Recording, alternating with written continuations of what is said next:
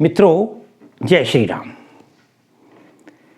आज मैं कई लोगों की मांग पर विनय पत्रिका का एक पद लेकर आया हूं। कुछ लोगों ने मांगा है, कहा है इस पद को दीजिए।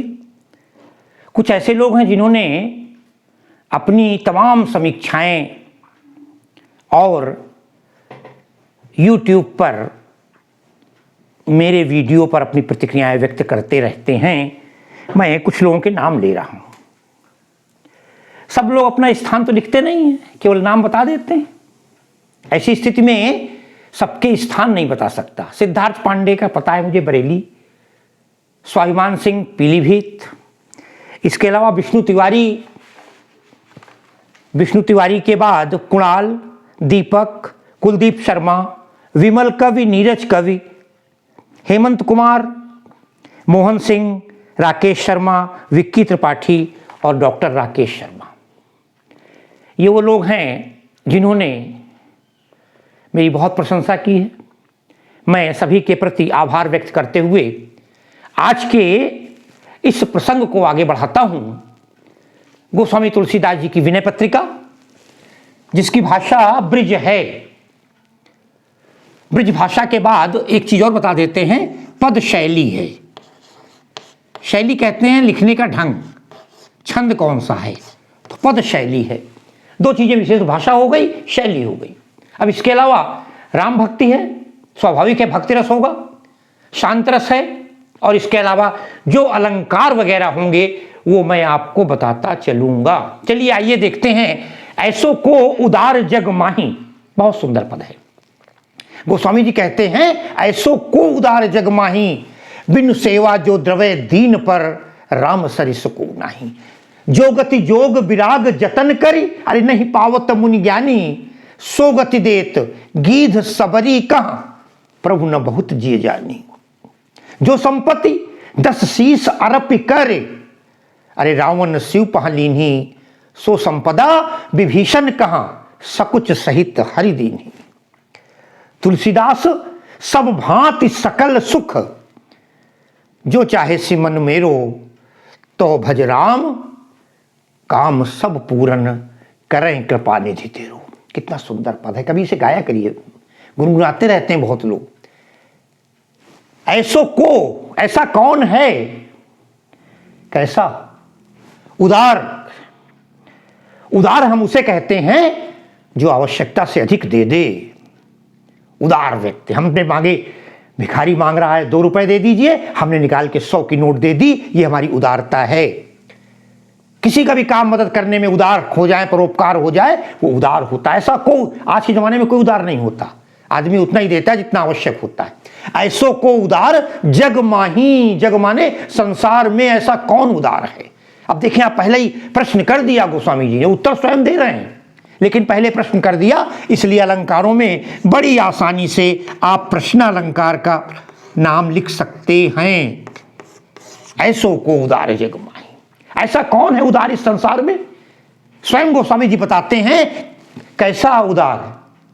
उदार में भी कई प्रकार की उदारता होती है।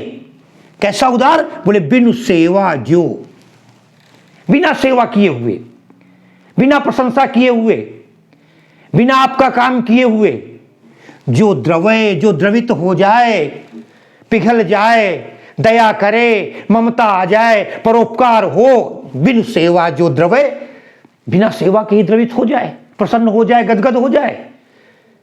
सब पर नहीं, दीन पर।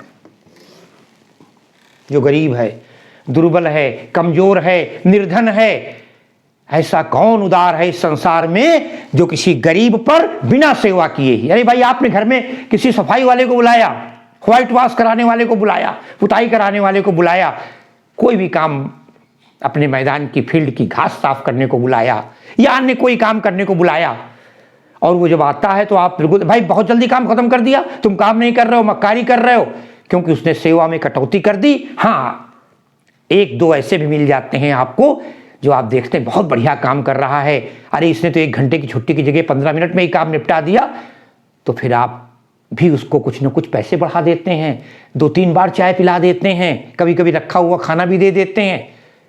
मगर कब दिया? जब उसने सेवा की। ध्यान रखिएगा, गोस्वामी जी इसकी उल्टी बात कह रहे हैं। बिनु सेवा जो द्रव्य दीन पर, बिना सेवा कही, उसने कुछ नहीं किया आपके साथ, फिर भी आप कह देंगे लो भैया ले जाओ, चलो ये मेरे 2 पैंट हैं, पुराने हैं, एक शर्ट है, मैं आपको देता हूं। कोई नहीं करता।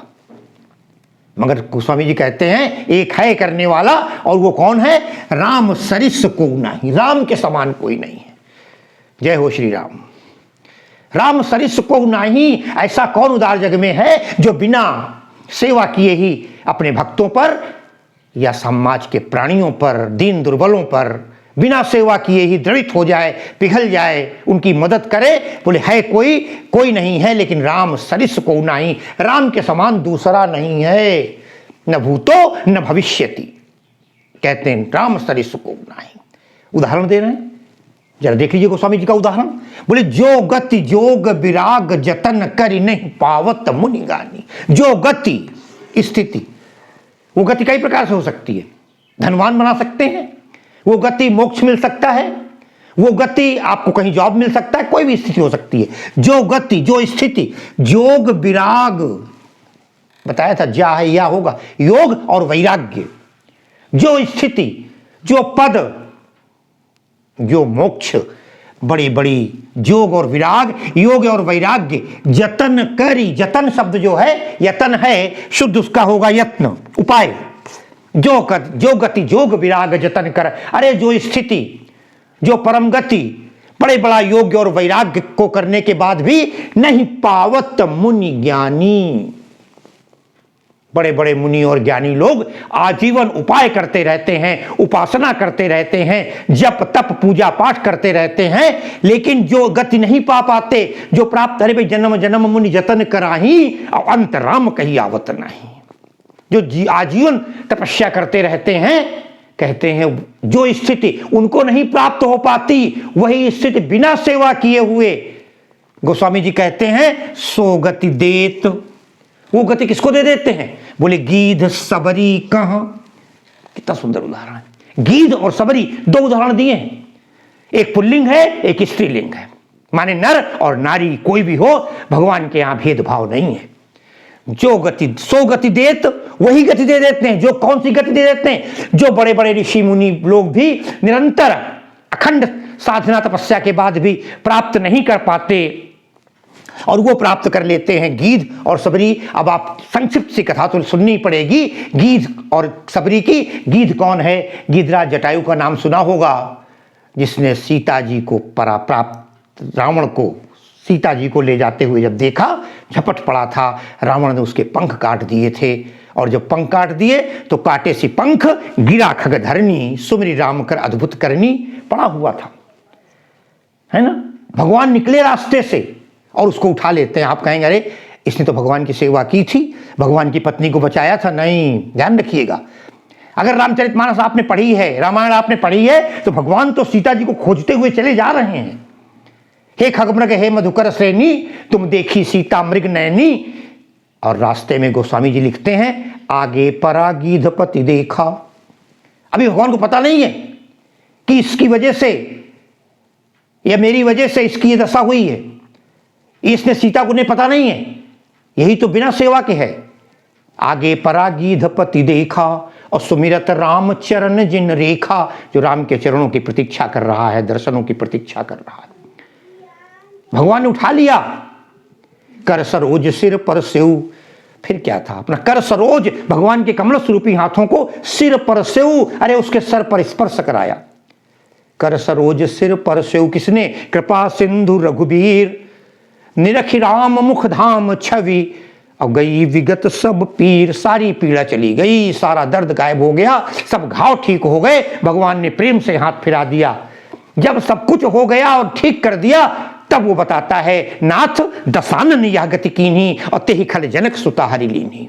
लय दक्षिण दिस गए गोसाई। तो कहने का आशय ये, पहले भगवान को पता नहीं था। लोग आरोप लगा देते हैं अरे भाई इसलिए मदद कर दी, इसलिए मोक्ष दे दिया, क्योंकि उन्होंने सीता को नहीं, राम ने तो मना कर दिया था। हे गीधराज, आप जा तो रहे हैं, पिताजी को मत बताइएगा ये घटनाएं, है ना, सीता हरण तात जन कहे वो पिता सन जाही। अरे जो मैं राम तो कुल सहित कहिए दसानन आए। स्वयं रावण आकर बताएगा अगर मैं वास्तव में राम हूं।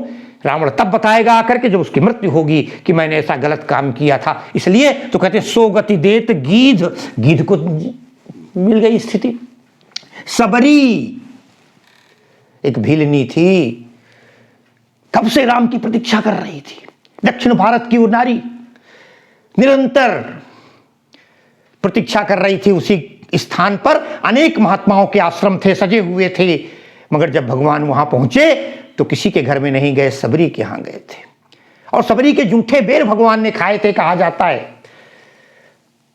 आंखों से आंसू बहा रही थी, उन्हें बेर खिलाती जा रही थी। भगवान ने कहा, हे मां, आज पहली बार जब से अयोध्या छोड़ा है मुझे भोजन में आनंद आ रहा है। मां कौशल्या की याद आ रही है।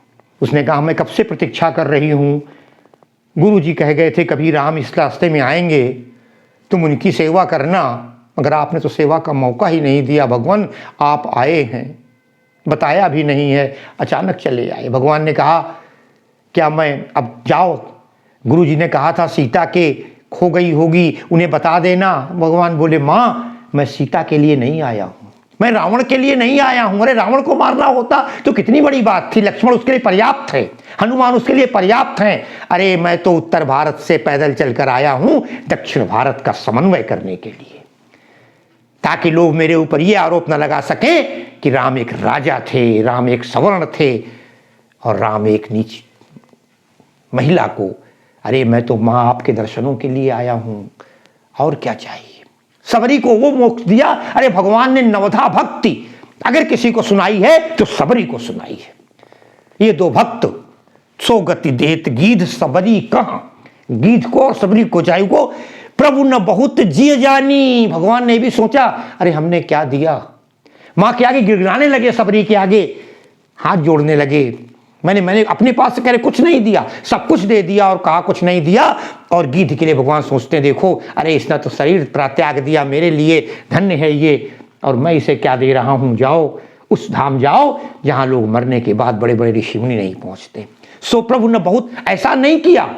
आज तो लोग छोटा सा काम कर देते हैं, जाने कितना एहसान दिखाते हैं, बड़े बड़े मंचों से खड़े होकर कहते हैं मैंने गरीब जनता के लिए ये किया, मैंने घर घर में ऐसा पहुंचाया, मैंने ये किया वो किया, मैं ऐसा करता हूं। ये तो केवल उपदेश देते हैं, मगर अगर वास्तविकता में कोई उदार है तो भगवान राम हैं, जो बिना सेवा के ही समर्पित होते हैं, सब कुछ देने को तैयार। आगे देखें, एक उदाहरण और देते हैं गोस्वामी जी। जो संपत्ति 10 शीश अरप कर। अरे जो संपत्ति, यहां संपत्ति की ओर लंका की ओर संकेत है, सोने की लंका, स्वर्ण लंका। जो संपत्ति 10 शीश अरप करी, अरप माने अर्पण, समर्पित, 10 शीश अरप करी। अरे रावण जब पूजा करता था, रावण अखंड विद्वान था, रावण एक श्रेष्ठ भक्त था, प्रबल भक्त था, भगवान शंकर का परम उपासक था। लंबी कहानी है, नहीं जाऊंगा, मगर संक्षिप्त से बताना पड़ेगा। एक बार पार्वती जी ने इच्छा व्यक्त की कि हम लोग कहां इस पहाड़ पर पड़े हुए हैं, न बरसात में आराम है, न जाड़ों में आराम है, न गर्मी में आराम है, मैं एक भवन बनवाना चाहती हूं। भगवान शंकर मुस्कुराए, बोले भवन में रहोगी, चलो बनवाते हैं। बुला करके विश्वकर्मा ने, कई कथाओं के अंतर्गत आता है, सोने का भवन तैयार करवा दिया। बात यह आई कि इस भवन में गृह प्रवेश करवा लिया जाए। उन्होंने कहा हमारा भक्त रावण है, उससे श्रेष्ठ कौन होगा। उसको बुलाते हैं।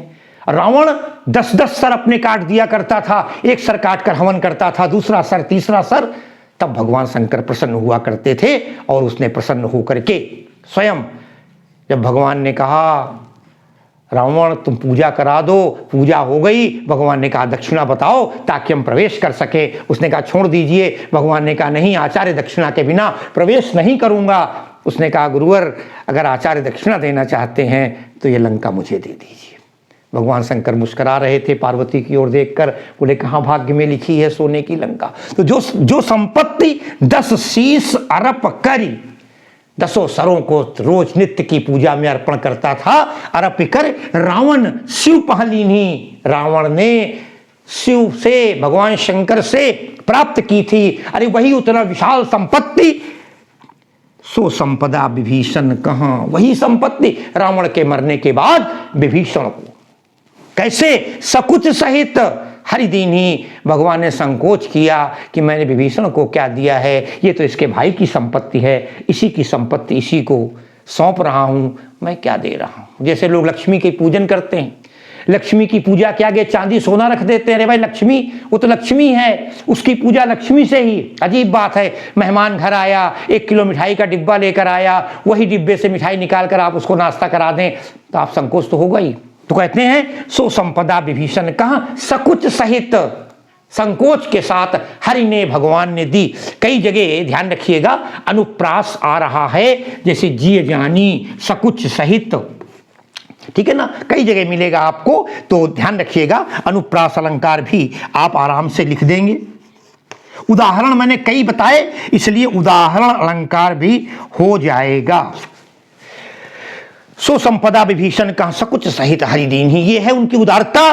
तुलसीदास जी अपने भक्तों से, आप सबसे, मुझसे निवेदन करते हैं, कहते हैं तुलसीदास सब भांति सकल सुख, सब भांति सकल सुख, सभी भांति से, प्रत्येक प्रकार से संपूर्ण सुख अगर पाना चाहते हो, कहते तो अपने मन से हैं मगर अपने मन के माध्यम से उन्होंने, क्योंकि तुलसी वक्ता हैं, हम सब श्रोता हैं मानस के। तुलसीदास सब भांति सकल सुख जो चाहसी मन मेरो, हे मेरे मन, अगर तू सारे सुख चाहता है संसार के, क्योंकि मन बड़ा चंचल होता है, आज कुछ कहता है, कल कुछ कहता है, परसों कुछ कहता है, 1 से 10 की सोच रहे, 10 से फिर 100 की इच्छा है, और 100 भी जब पास में होते हैं 1000 हो तो अच्छा है। मन कभी भरता नहीं है, बड़ा निर्मल है कहने को, लेकिन वास्तव में बड़ा चंचल है। प्रचंड वायु को रोका जा सकता है, मन को नहीं रोका जा सकता है। तो हे मन, क्योंकि उबता है बहुत जल्दी, और कुछ चाहिए, और कुछ चाहिए, एक चीज मिल जाती है दूसरी चाहिए, तो तुलसी ने कहा फिर एक काम करो, सकल सुख अगर चाहते हो हे मेरे मन, तो फिर एक काम कर लो ना। कौन सा काम करना है? तो भजु राम, ये है राम रामेति रामेति रमे मामे मनोरमे सहस नाम तत्तुल्यम राम नाम वरानने। राम का नाम भज लो, श्री राम जय राम जय जय राम। अरे राम का नाम वो है, नाम लेत भव सिंधु सुखाही, संसार सागर सूख जाता है, सांसारिक सारी चीजें नष्ट हो जाती हैं, वो राम का नाम है। और यही नहीं, उनका तो भज राम, तो राम का भजन करो, राम ही केवल प्रेम प्यारा, लोगों से प्रेम करो, राम का भजन करो, सिया राम कहते रहो, राम राम कहते रहो, धरे रहो मन धीर, कारज वही संभारी हैं, कृपा सिंधु रघुबीर। एक बार राम कहना कर देखो, अरे जाकर नाम मरत मुख आवा, अधमो मुक्ति होए श्रुति गावा। अधम से अधम व्यक्ति भी अगर मरते समय राम कह दे तो वेद कहते हैं उसकी मोक्ष हो जाता है उसका। गोस्वामी जी ने यही लिख दिया, अरे कहाँ हूं कहाँ लगी नाम बड़ाई, राम न सकहीं नाम गुण गाई, स्वयं राम भी अपने नाम का गुणगान नहीं कर सकते, क्योंकि राम ने तो 2-4 लोगों का ही भला किया होगा, लेकिन राम नाम तो हमारा भी भला कर रहा है, आपका भी भला कर रहा है। हम लोगों ने तो कई बार राम राम कह देते हैं, कभी बताएंगे बैठ करके आपको, जब हम राम राम 2 बार कहते हैं तो 108 बार, ध्यान रखिएगा 108 का माला होता है, 108 बार राम निकल जाता है। कभी चर्चा करेंगे इस विषय, मैंने एक वीडियो में बताया था। तो भजु राम होगा क्या? बोले काम सब पूरन, सारे काम पूरे कर देंगे, बस एक ही काम कर लो, जाही विधि राखे राम ताही विधि रहिए। दोष मत दो उसको कि हमारा भाग्य खराब है। तो भजु राम काम सब पूरन, करें कृपा निधि तेरो। तेरो किसके लिए कहा? मेरो, हे मेरे मन, अगर तुझे सभी सुख चाहते हो, सारे सुखों की अभिलाषा है, तो भजु राम, फिर राम का भजन कर लो। एकमात्र उपाय है, एकमात्र कसौटी है, इससे बड़ा कोई मंत्र नहीं है, इससे बड़ा कोई इलाज नहीं है, इससे बड़ा कोई उपाय नहीं है। बस ये 2.5 अक्षर प्रेम है जो राम से करो, जब कर लोगे तो कल्याण हो जाएगा। भक्ति रस और शांति रस दोनों ही रस आप लिख सकते हैं। और इसी के साथ मैं इस पद की व्याख्या को आपके सामने समाप्त करता हूं। भगवान की भक्ति का अद्भुत चित्रण है, अनेक उद्धरणों के माध्यम से, पौराणिक उद्धरणों के माध्यम से गोस्वामी जी ने प्रस्तुत किया है। ऐसो को उदार जग माही। धन्यवाद, बहुत बहुत आभार।